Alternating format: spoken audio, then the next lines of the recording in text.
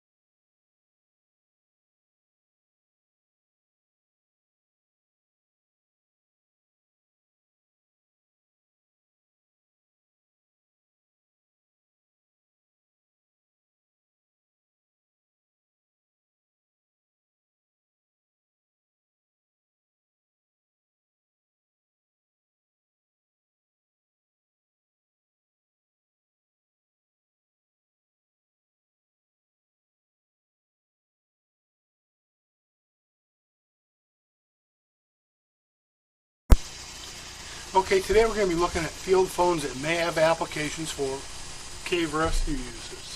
What I did is I went through some of the field phones that I have that I know that are out there and basically divided them into two categories. I will divide them into size, basically weight, which ones are the lightest ones. I also divide them into whether they have an electronic ringer where you just push a button to ring the other phone, or whether they have a hand crank. Lots of times that has a lot to do with weight.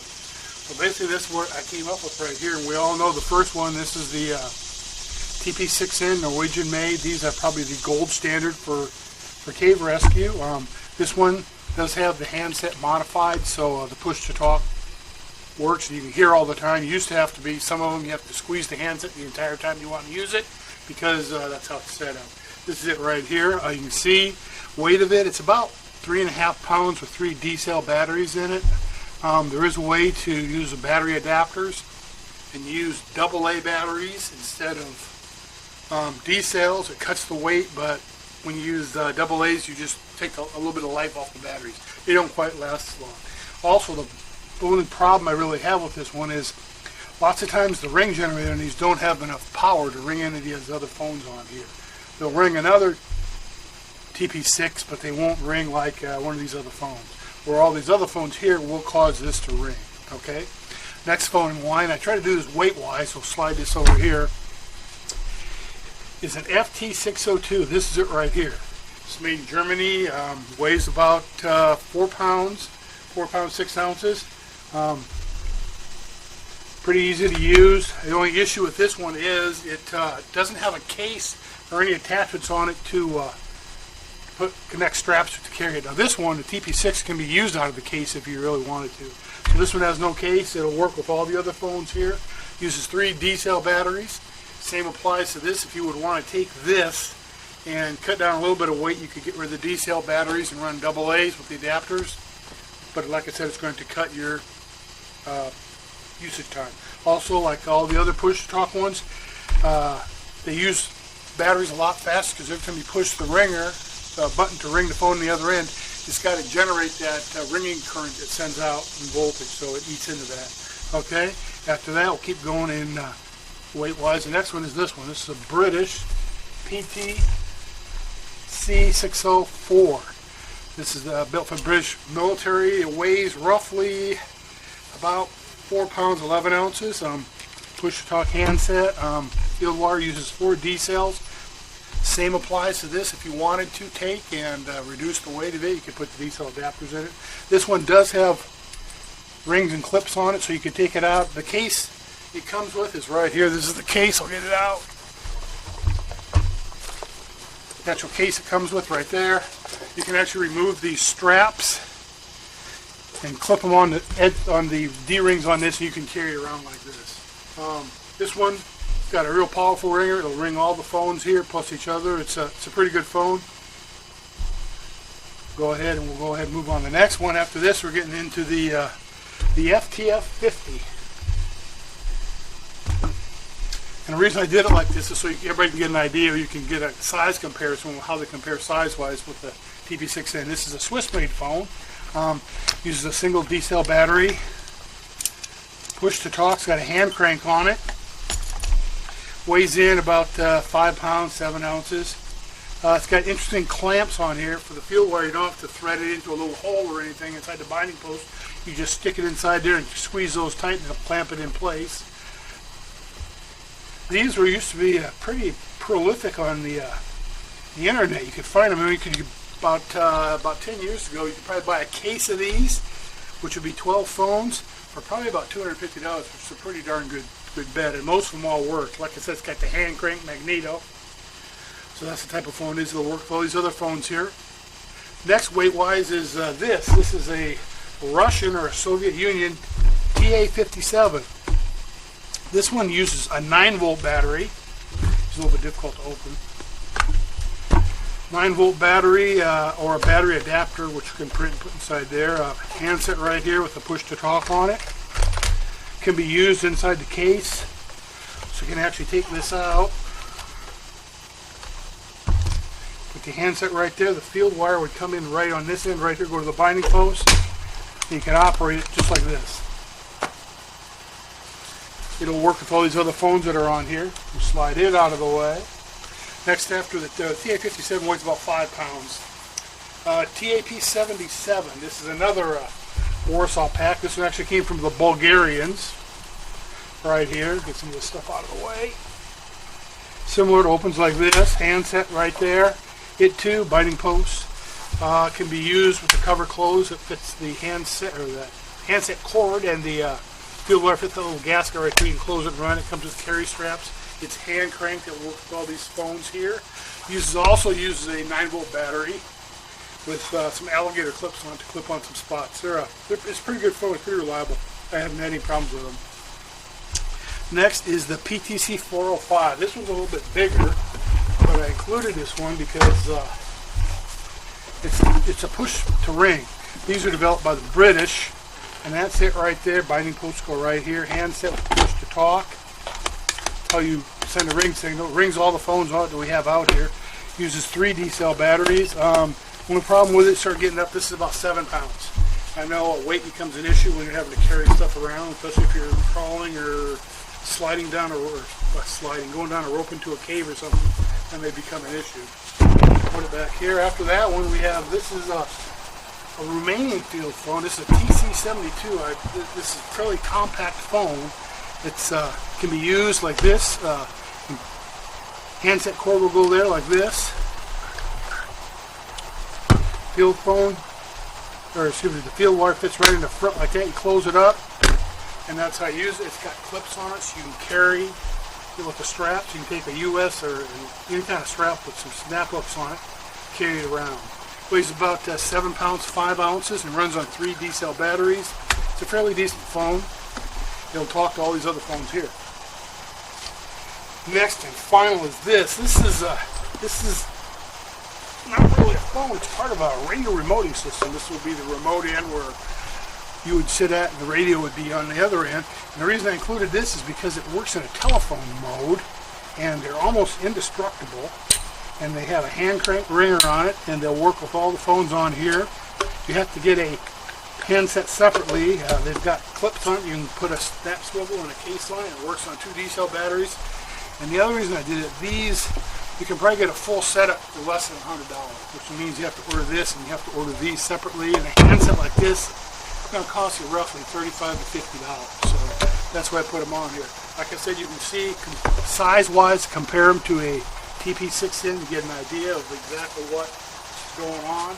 And like I said, the most important thing to remember is all of these are interoperable with each other. So if you want to take and buy 1 or 2 of these or 3 or 4 of these or whatever and mix and match, they'll all work with each other. Now, I don't know how most teams work. If everybody buys their own equipment, shows up with it, and it goes in, but all of these, if somebody showed up with each one of these phones, they're all going to work together. They're also really easy to get a hold of on eBay. TP6s are the most difficult one. They're going for about $250 each. That includes shipping, if you can find them. I have one at home right now that's really a torn up mess. I'm going to try to fix. Somebody left the batteries in it, so it's a corroded nightmare. The FT602 right here, it's about $140 with shipping. The PTC, this one right here, the British one, those run about $160 if you can find them. FTF 50s are going for about $120. These right here, these have really become scarce. I used to see them, like I said, all the time. I haven't seen any of them on eBay or some of the other surplus websites used to have a lot of those. I haven't seen them. These, the TA57s, the Russian phones right here, pretty prolific right now. Price has gone up. You can get new ones for it's sold in a box for about $125 plus shipping. The Ukrainian war has really dug into those because the Russian army still uses them and the Ukrainians are still using them. So those are actually being used. They're tough to find, but they're pretty rugged phones when you find them. Let's see. TP77s. These are starting to see a lot of these come out. These Bulgarian phones I miss. Get them for about $150, $120. There's 2 versions of them out there. One of them, this is the actual Warsaw pack or Bulgarian version. It uses a crazy battery in it. And this is the one you use a 9-volt battery, some battery clips, or alligator clips to make it work. Or they made an export model that uses 6 C-cell batteries that I've seen. I haven't been able to find any of those, but those are the 2 options you have on those. Like I said, these are pretty prolific right now on eBay. One of these things you have to not be scared to order if you're going to order from overseas suppliers. I have an overseas supplier that I got my this from, and this from, and this from. It's pretty reliable, but it was pretty good. He'll answer phone calls actually on one overseas one. This is asking for answering me, so that's how that goes. TC72, like I said, this one I got. This one was fairly cheap. I think it was about $30, and shipping is $50. But I collect field phones like I do, so those are available. Also, maybe possible if you want to buy, say, 6 or 8 or a half dozen or whatever, more than 2 or 3, when you contact the seller, they might give you a volume discount, not only on purchasing, but on shipping costs too. And these right here, the C433s, which is this unit right here, I've seen these all over, anywhere in price from $45 to about 80 bucks. And they're pretty much indestructible. There's no real components inside of them. We sell batteries and get a handset. And like I said, they go on and on and on. When I shut this down, I'm going to go in and I'll open one up, and I've got a following video attached to this one, and it's basically a PowerPoint slide presentation that goes into a little bit more on each of these phones, so you get a little bit more of an idea. You can look back, go through the specs. Thanks for watching. I hope you learned something.